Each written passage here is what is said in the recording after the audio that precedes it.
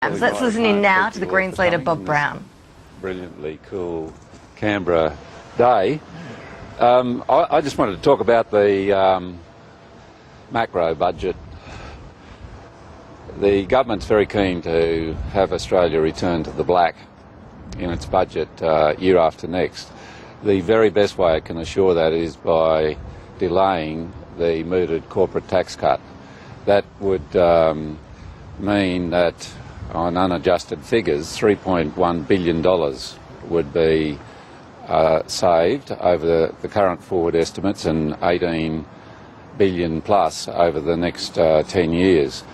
It's a very reasonable thing to do because we're looking at a potential for a fall in tax revenue from the mining sector, which is booming and posting nevertheless record revenues, and the banking sector, which would be the recipient of 12% of that tax cut, is also doing very, very well. Thank you very much.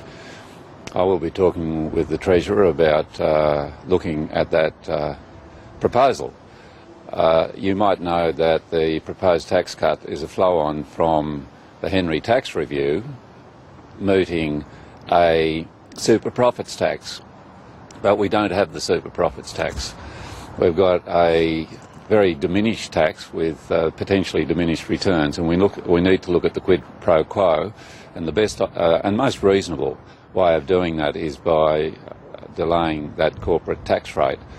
Which brings me to the other end of the spectrum, which is the dividend bite, the government's required 1.5% dividend, so-called, which is in fact a impost on across the public amenity in Australia, but which is hitting our great national institutions, including the National Gallery, the Aboriginal and Torres Strait Islander Institute, the National Library, the archives, and so on.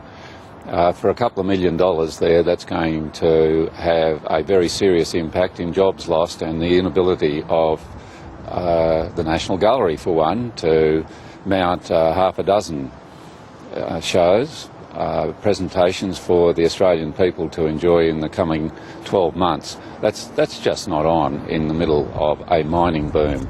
And I will also be talking to the Treasurer about fixing that up. I think, and the Prime Minister, the government should be well able to fix that matter up and to make sure that that impact on the public good and the national pride is not a victim of a broad-based government policy with which I'm sure wasn't invented with that intention. Is the efficiency dividend the only spending cut you're really worried about? What about the family benefits and other spending cuts? Are you okay with them?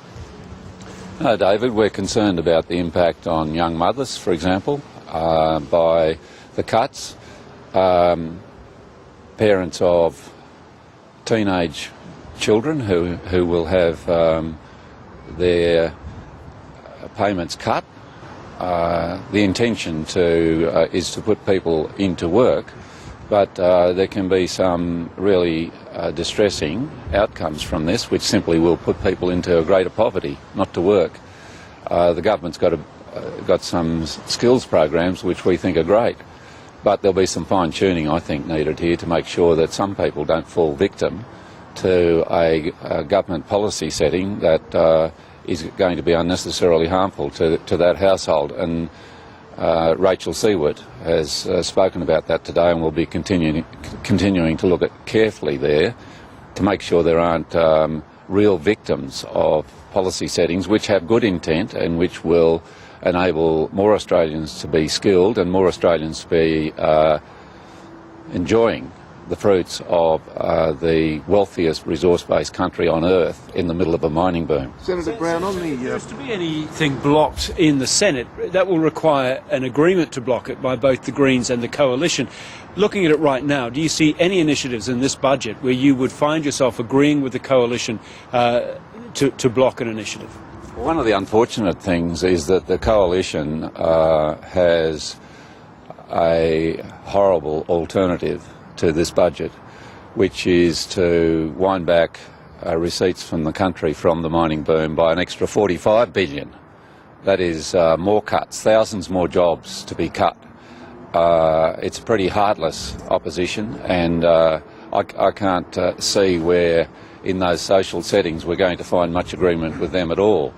I would have thought with a bit of invention they could have come up with some pretty good ideas here. I would, I'm always open to talking to the opposition, but I don't see much point in it when Tony Abbott's whole mantra is saying no to everything. And we're very well aware that he will be looking for a political opportunity to embarrass the government before he looks at what could be good for the Australian people, for small business, and for the slow lane in the economy where most Australians work and live and want to make sure they're getting a good go. I don't think he even understands that. I just think he's there to say no and to give the big end of town even bigger breaks than this Labor government is giving. When do you sit down with Treasurer Wayne Swan, and have you had anything, you've got the capacity to get things costed by Treasury, have you had anything costed that you can present to him and say, look, do this, and ease up on some of the welfare changes? Well, we got the fringe benefits tax break costed, and the government took that up, and that's $1 billion, which is available. For example, we haven't seen how it's been allocated in this budget, but it's there, it's there on the revenue side, and, and excuse me, it was well able to cushion this impact on our great national institutions, for example.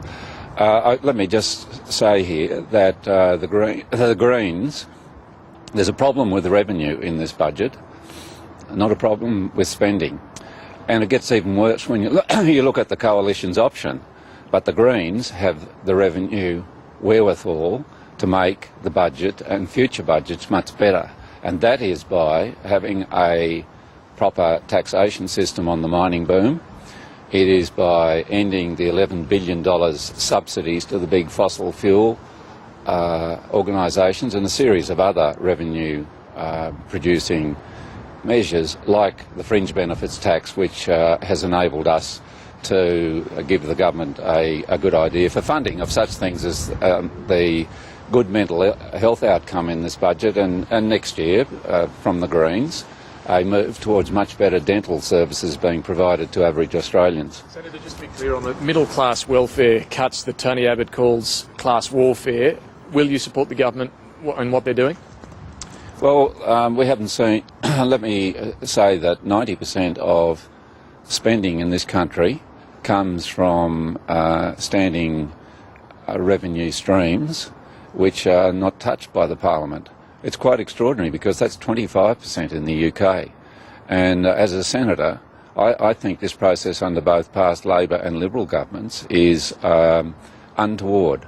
And it should and it can and should be reversed. So we have yet to see which measures in the budget require legislation or regulation and which don't. And after we know that, I can answer better your question. And on the corporate tax cut, Senator, what will your attitude in the Senate be to the corporate tax cut? Well, we'll support it.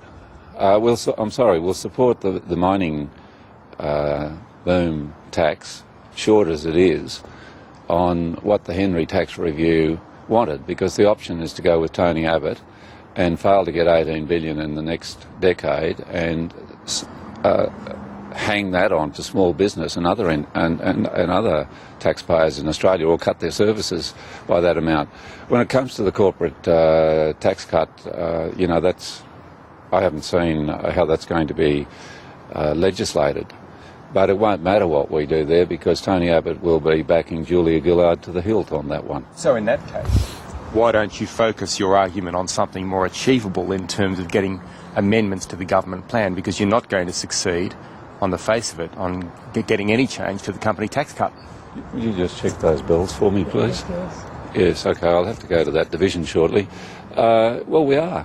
And as I said a moment ago, we'll be looking to see what is legislated and what is regulated. I have concerns about the new provisions for enterprises to fly large numbers of skilled migrants into the country at the expense of long-term skilled people being in this country. And we will be talking with the government about a whole range of such issues as we look to see what we can change in the Parliament. I'd prefer to do it by negotiation with the government. That's the reasonable and sensible thing to do. When did those negotiations begin? About last December. I mean, in the wake. They're ongoing. They're ongoing. Wayne Swan dropped into our Senate lockup last night with Anthony Albanese, and they'll be ongoing. And we'll be talking with ministers as we go down the line. Did that conversation ease any of your concerns about some of the welfare changes or the training initiatives? Because we need to get more detailed information on that. By the way, zip there for bikeways. We got $40 million in the stimulus package, and that needs to keep going because more people buy bikes these days than buy cars in Australia. And there's nothing in there for public transport, right from high-speed rail through to bikeways, and there ought to have been. And I better go, or I might be giving you a bigger headline than the one you might get out of this.